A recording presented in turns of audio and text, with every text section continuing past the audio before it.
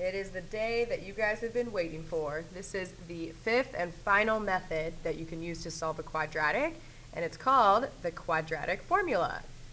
Now, the reason that this is called quadratic formula number 1 is because we're going to do this lesson in 2 parts. Today we'll introduce it, show you how to use it, and then next time we'll take it a little bit further. So, like I mentioned, there's 5 methods. Let's remind ourselves of the 4 we know so far. So the first one we learned was graphing, then we did the square root method, then came completing the square, and then we did factoring. So those are the 4 methods we know so far, and we're finishing up today with the 5th method. Now, people ask all the time, why do I need 5 methods?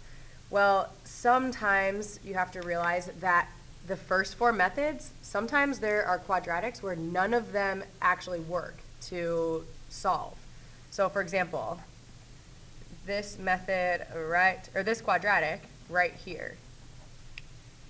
Okay, I couldn't use any of these methods. Here's why. Graphing, the answers to this are decimals. I can never see a decimal answer on a graph because I can't pick that up as an x-intercept. I can't do square roots on this method because that x term is there. If that 5x is gone, then I can do square roots, but it's there, so that wouldn't work. Completing the square, I could move the 13 over, and then I could figure out what added to itself is 5. I could find that and square it, but that's going to be crazy decimals, and I'm going to have a really hard time factoring that, solving that. That would be tough. And then with factoring, there are no 2 numbers that multiply to be 13 and that add to be 5, at least nice whole numbers, so I couldn't factor this one. So that leads us to this method, quadratic formula. It works for all quadratics. Okay, any single quadratic that we have solved so far in the past few weeks, you could use quadratic formula to solve. Okay, and then some people say, well, why don't we just use quadratic formula if it works for all of them? Well, you have to know all methods to pass Algebra 1. Okay, that's something that has been written very clearly. You have to know all methods. And it just expands your algebra knowledge a lot. If you can apply all of these methods and use them going forward, you'll see all of them again in Algebra 2. Also, I want to point out, you guys, that quadratic formula, I mean, here it is. It's just a formula that you plug in values for A, B, and C into. It takes a long time. You can see the formula is pretty intense, and there's a lot of places that you can make a mistake. So like if I can do square roots, that is so quick, I wouldn't want to waste my time doing quadratic formula. Okay, so the methods work together. We actually do need all of them. Okay, so quit your complaining now. Okay, so here it is. Like I said, this gives you your x values that you can plug in to actually make this quadratic equal 0. So let's show you how to use it. I want you to realize that, again, there's like A, B's, and C's, so that's where they're thinking of standard form, like ax squared plus bx plus c. Okay, so that's where the A, B, and the C come from. Now, the directions say find the zeros. Do not let that confuse you. Remember, there's several names for the solutions. Zeros is one of them. They could also say x-intercepts. They could also say roots. Those all mean the same thing. They just mean solve it. Okay, and they're telling me use the quadratic formula. I want to round to the nearest 10th. So that's 1 decimal place. Read your directions carefully. So here we go. The first thing that you want to do when you're using quadratic formula is make sure it is in standard form. That means it has to equal 0. This one does. I see that I have to plug in A's, B's, and C's, so I need to identify A, B, and C. Well, number 1, A is 3, B is 9, and C is 6. Okay, so here we go. So x equals, now let's see, it's the opposite of B. We've seen that when we did the axis of symmetry. It's like negative B. That just means the opposite of B. So B is positive 9. I want to say negative 9. That plus minus sign that we saw when we did the square root method is in there, so I'll show you kind of how that comes into play. And then it's like a giant square root. Underneath the square root is b squared. Always use parentheses when you plug numbers in. And then it's minus 4 times a times c. All of that, so I want you to take note that it's a fraction, and all of this is being divided by 2a. And a is 3. Ooh, okay, I'm going to draw a line so I don't run into number 2 here. Do the same thing with 3.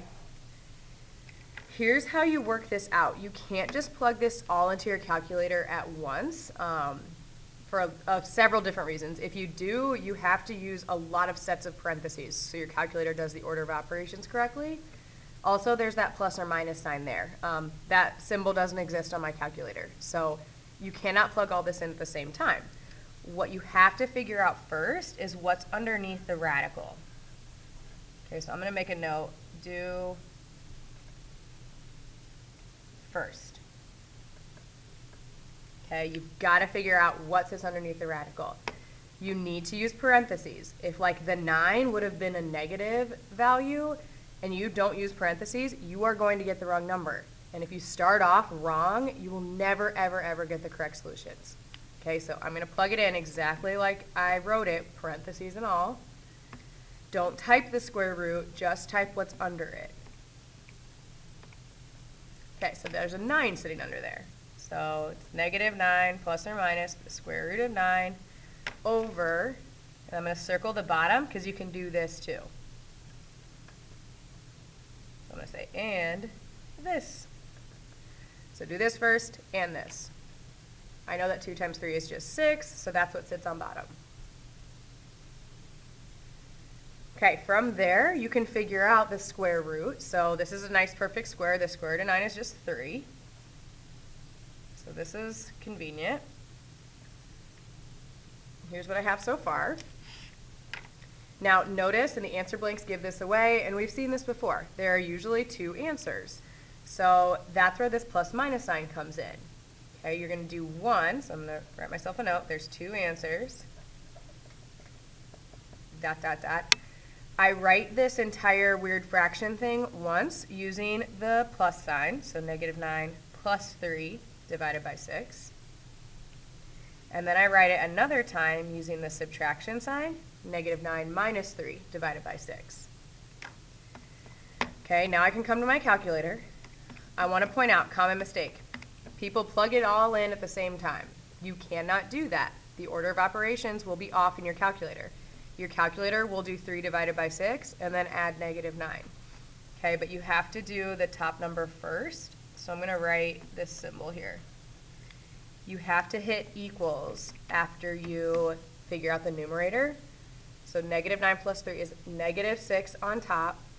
Hit equals and then divide it by 6. So one answer is negative 1. Over here, I'm going to do negative 9 minus 3, hit equals, and then divide by 6. Negative 2 is the other answer. Okay, so that's it.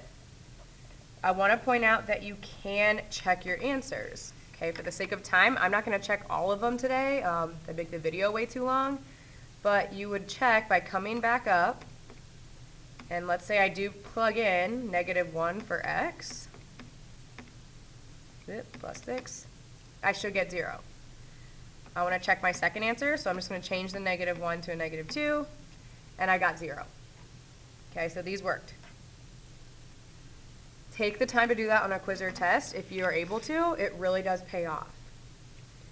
Okay, you guys are going to try number 2 on your own. Okay, I'm going to go ahead and do number 3. So as always, if you want to watch me do one more before you pause and go back, that's cool. Number 3, so I know that I need to get it in standard form. It has to equal 0 to be in standard form. So you need to move this 7 over. You guys are going to have to do that over here too. And let me start the first step for you so don't screw up right from the beginning. Put it in standard form. So on number 2, you're going to do this. It's going to be 2x squared. You need to write the bx term after the ax squared. So put your minus 15x in the middle. Be careful, that's your b value. When you go to do the opposite of b, since b is negative 15, you're going to do positive 15 to start. Okay, so try this, see if you can get it. I'm going to finish mine. Mine's going to be 2x squared plus 4x minus 7 equals 0. Okay, so a equals 2, b equals 4, c equals negative 7. And then I plug it in. B is 4, so the opposite of b is negative 4. Plus or minus the square root of 4 squared minus 4 times a is 2 times c is negative 7. All over 2 times a. Okay, I know that I need to figure out what sits under the radical first. Okay, plug it into your calculator all at the same time. I see people do the mistake a lot where they do negative 4 times 2 times negative 7, and then they do 16 minus that number, and basically they account for a double negative because they think of this as a negative and a subtraction symbol. Don't even think that hard. If you just put this in your calculator all at the same time, you're going to get the correct number underneath the radical. Just do subtract 4 times 2 times negative 7. Okay, so that's 72 underneath the radical. I told you to do the number on bottom also, so that would be 4. If this number is not a perfect square, which 72 is not, we are going to round our answer, but I want to give the best answer possible. Okay, so I don't want to say, oh, that's 8.5, and I don't want to put that there. The more you round along the way, the further off your answer will be. So I'm going to go ahead and write my two answer choices now. I'm going to say negative 4 plus square root 72 over 4, and then negative 4 minus square root 72 over 4. So here's how I'm going to work this. I'm going to do negative 4 plus the square root of 72. And I'm going to hit equals. And then I'm going to divide by 4. Rounded to the nearest tenth, that would be 1 decimal place, so 1.1. Then the second answer, I'm going to do negative 4 minus the square root of 72, hit equals. Divide that number by 4. Rounded to the nearest tenth, that would be negative 3.1. So here's the bad thing. When you plug your rounded answers in, so say I want to check 1.1, I'm not going to get exactly 7 because I rounded this answer, but I'm going to be pretty dang close. Okay, so just realize when you do round answers, that's kind of the downfall of the quadratic formula. You're not going to get the perfect answer when you plug it back in because we didn't write the perfect answer. We rounded it off. Okay, on the back, so there is an application problem in this lesson. It's real similar to kind of one we've done before. So here's the situation.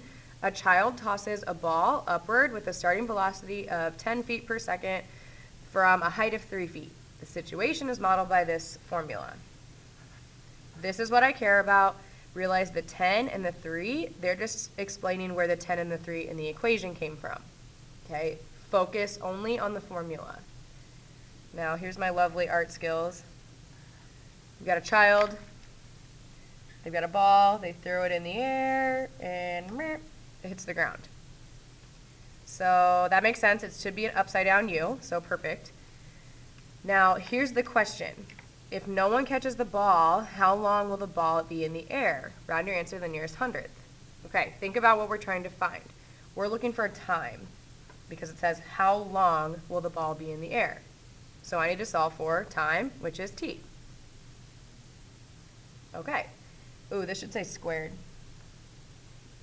Change that. Negative 16t squared, not t to the t. Also think about it, you guys. If no one catches the ball, then eventually the ball is going to hit the ground. If the ball is on the ground, the height is 0. Like, that makes sense. Okay, the ball hits the ground. Well, it's height 0 if it's on the ground. So I'm going to plug in 0 for h. So my formula is going to look like this. T squared. So since my quadratic is equal to 0, I know that's when I'm solving. Okay, we learned that a few lessons back. So if I'm solving, I can use any of my 5 methods. And if it's a story problem like this, I'm definitely going to go for the quadratic formula because I know it's going to work every time. So I'm going to use the quadratic formula to find the time that the ball actually was in the air before it hit the ground. Okay, so let's identify A, B, and C. A is negative 16, B is 10, C is 3. Okay, so we're solving for T. So the formula is the opposite of B, plus or minus. I promise you'll accidentally memorize it at some point, but I will give the formula to you on quizzes and tests. B squared minus 4 times A times C, all of that over 2A. You work out underneath the radical and on the bottom first. Plug it in your calculator exactly like it looks.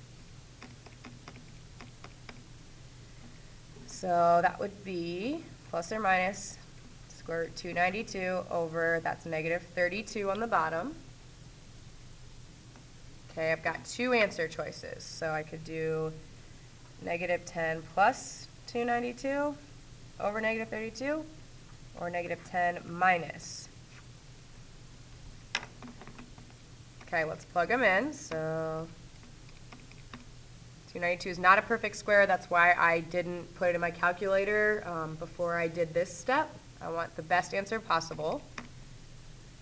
So one time choice is negative 0.2 seconds.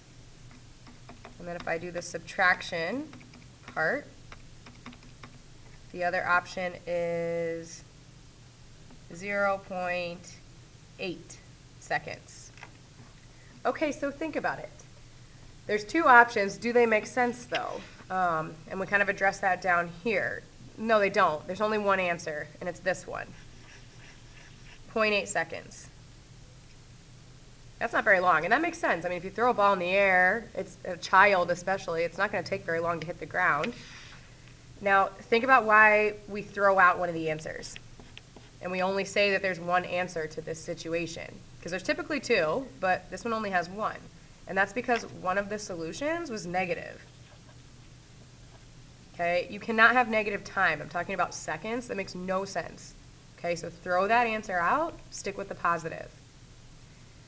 Now, go back to when we saw this problem before. These are easy to confuse. If I asked you to find the maximum height of the ball, that's what we did before. Could you use the quadratic formula to do that? Well, no, you definitely couldn't. Quadratic formula is a method you use to solve. So it has to equal 0, the height 0. If I ask you the maximum point, that's talking about the vertex. The height of the ball would not be 0 if I'm talking about this maximum point. The ball is in the air, so it's going to have a height. Okay, so if they did ask you the maximum height, go back to when we learned that. Remember, you would use the axis of symmetry to find the x-coordinate of the vertex. And remember, we did negative b over 2a. We would use that. We'd plug that in to get the maximum height. Okay, so you're going to see both of these application problems when we practice the next few days.